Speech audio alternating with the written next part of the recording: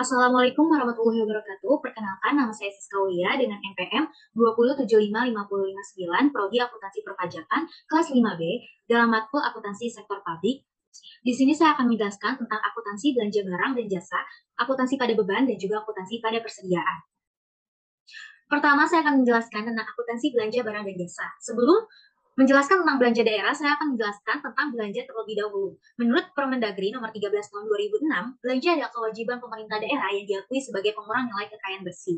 Menurut PP nomor 71 tahun 2010, belanja daerah adalah semua pengeluaran dari rekening kas umum daerah yang mengurangi saldo anggaran lebih atau SAL dalam periode tahun anggaran yang bersangkutan yang tidak akan diperoleh pembayarannya kembali oleh pemerintah.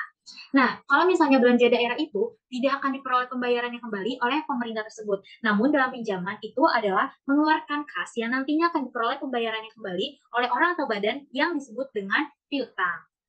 Nah, berbeda sekali antara pinjaman dan juga belanja. Kalau misalnya belanja itu tidak akan diperoleh kembali pembayarannya, namun pinjaman itu akan diperoleh kembali pembayaran tersebut. Oke, selanjutnya saya akan menjelaskan tentang klasifikasi dari belanja. Menurut Permendagri nomor 64 tahun 2013, belanja dikelompokkan sebagai belanja operasional, belanja modal, dan belanja tak terduga. Nah, berikut yaitu adalah klasifikasinya. Dari belanja operasionalnya itu terdiri dari belanja pegawai, belanja barang, bunga, subsidi, hibah, dan bantuan sosial. Selanjutnya itu adalah belanja modal. Belanja modal merupakan pengeluaran kas pemerintah dalam rangka memperoleh aset tetap. Contohnya itu seperti adanya perbaikan jalan, terusnya adanya pembelian dari kendaraan, dan adanya perbaikan dari irigasi atau pembuatan irigasi atau saluran air. Selanjutnya yaitu ada belanja tak terduga. Nah, belanja tak terduga merupakan belanja anggaran yang disediakan untuk mengantisipasi pengeluaran yang tak terduga. Contohnya seperti bencana alam dan lain-lainnya. Berbeda dengan bantuan sosial, kalau misalnya bantuan sosial itu sudah teranggarkan atau sudah diantisipasikan. Seperti kalau misalnya bantuan sosial itu seperti kita memberikan kepada pemerintah memberikan kepada yatim piatu ataupun penduduk duafa. Namun kalau misalnya dari belanja tak terduga itu tidak ada disediakan untuk mengantisipasinya. Karena kan itu tak terduga karena belum tentu pengeluaran tersebut itu ada, makanya itu tidak begitu diantisipasi seperti untuk bantuan sosial. Berikut adalah contoh laporan belanja di LRA Provinsi Jawa Tengah. Nah, di sini terdapat belanja daerah yang terdiri dari yang sudah saya jelaskan sebelumnya, dan ditambah di sini adalah ada belanja transfer. Prinsip pengakuan dan pengukuran dari belanja. Belanja diakui pada saat terjadinya pengeluaran dari rekening kas umum daerah. Pengeluaran melalui bendahara pengeluaran, pengakuan belanjanya terjadi pada saat pertanggungjawaban atas pengeluaran yang disahkan oleh unit yang mempunyai fungsi bendaharaan. Koreksi atas penerimaan kembali belanja yang terjadi pada periode dicatat sebagai pengurang dari belanja. Apabila diterima pada periode berikutnya, koreksi belanja dicatat sebagai pendapatan lain-lain pada LNA. Berikut adalah contoh dari pencatatan dan penyajian belanja barang dan jasa. Nah, dalam pencatatannya ini, jurnal atas belanja dibuat dalam kaitannya pemerintah daerah sebagai entitas akuntansi. Pencatatannya digunakan double entry yang akan menghasilkan laporan realisasi anggaran atau LRA. Contohnya yaitu pada tanggal 31 Agustus 2020, itu kita akan melakukan pencatatan di debit yaitu ada belanja, di kredit yaitu ada estimasi perubahan saldo dengan kode akun 5 pada belanja dan 3 pada estimasi perubahan saldo. Selanjutnya, pada penyajiannya, belanja akan dilaporkan dalam laporan realisasi anggaran atau LRA setelah akun pendapatan. Akuntansi beban. Menurut PP nomor 71 tahun 2010, beban adalah penurunan manfaat ekonomi atau potensi jasa dalam periode pelaporan yang menurunkan ekuitas. Dapat berupa pengeluaran atau konsumsi aset atau timbulnya kewajiban. Nah, di sini terdapat klasifikasi dari beban. Yang pertama itu adanya beban operasi, yang kedua beban transfer, yang ketiga beban non-operasional, dan yang terakhir yaitu ada beban luar biasa. Di dalam beban operasi terdapat klasifikasinya seperti beban pegawai, beban barang, beban bunga, beban subsidi, beban hibah, beban bantuan sosial, beban penyusutan aset tetap atau amortisasi, terusnya ada beban penyisian piutang, dan beban lain-lain. Selanjutnya di beban transfer itu ada beban bagi hasil pajak, beban bagi hasil pendapatan lainnya, beban transfer bantuan keuangan pemerintah daerah lainnya, beban transfer bantuan ke desa, beban transfer bantuan keuangan lainnya. Selanjutnya pada beban operasional, beban yang sifatnya tidak rutin, misalnya berasal dari defisit penjualan aset non lancar, defisit penyelesaian kewajiban jangka panjang, dan defisit dari kegiatan non-operasional lainnya. Yang terakhir yaitu ada beban luar biasa. Berikut adalah contoh dari beban, yaitu yang terdapat di dalam laporan operasional pada laporan operasional di dalam Provinsi Jawa Tengah.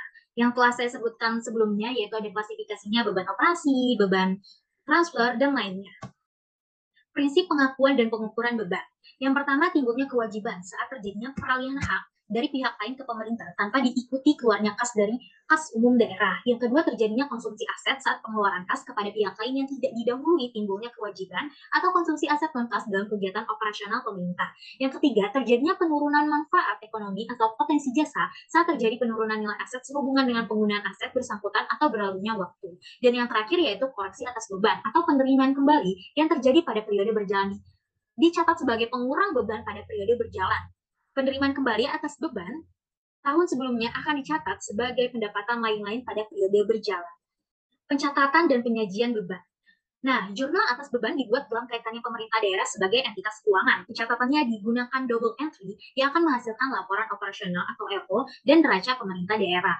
Contoh yang pertama yaitu contoh pencatatan jurnal untuk mencatat beban di buku jurnal finansial dengan mekanisme pembayaran GU atau TU di SKPD.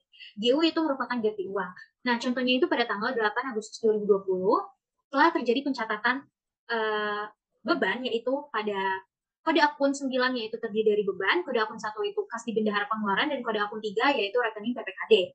Nah, untuk di debitnya itu terdiri dari beban pada kas di bendahara pengeluaran di kredit, dan kas di bendahara pengeluaran di debit, serta rekening PPKD di kredit.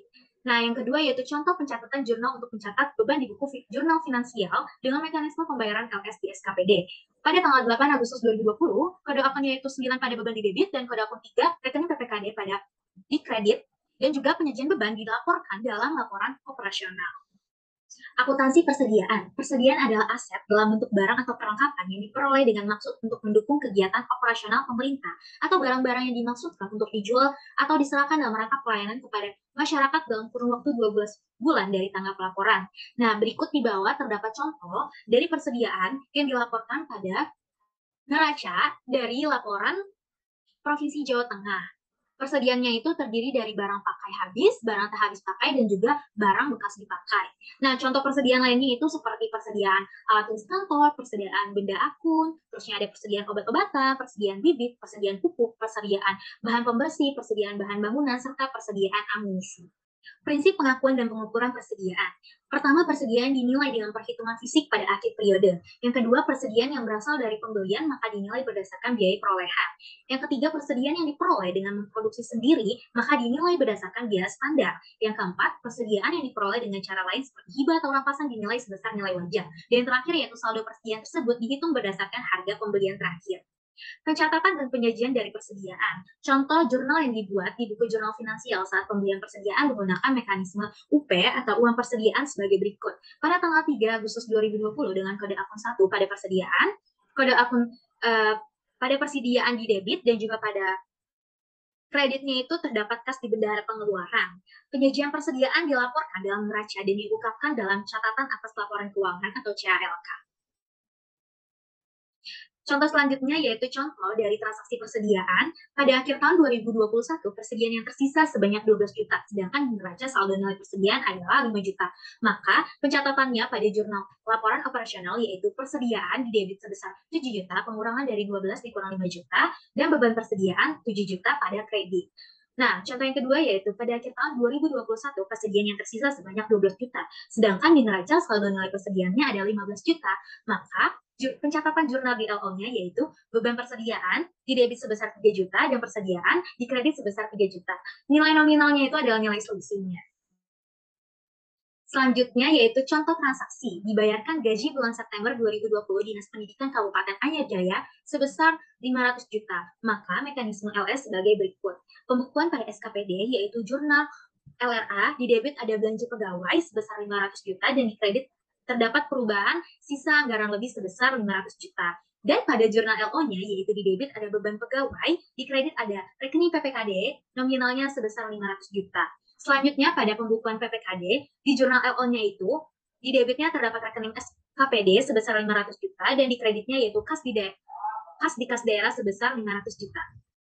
Selanjutnya yaitu contoh transaksi SKPD. Dibeli perlengkapan kantor seharga 50 juta oleh Dinas Pendidikan. Maka mekanisme UP dan GU-nya yaitu pada pembukaan SKPD pada saat pengeluaran kas, jurnal LRA-nya yaitu belanja barang di debit sebesar 50 juta dan di kredit terdapat perubahan sal sebesar 50 juta. Pada jurnal LO-nya, beban barang di debit pada kas di bendahara penerimaan di kredit nominalnya sebesar 50 juta.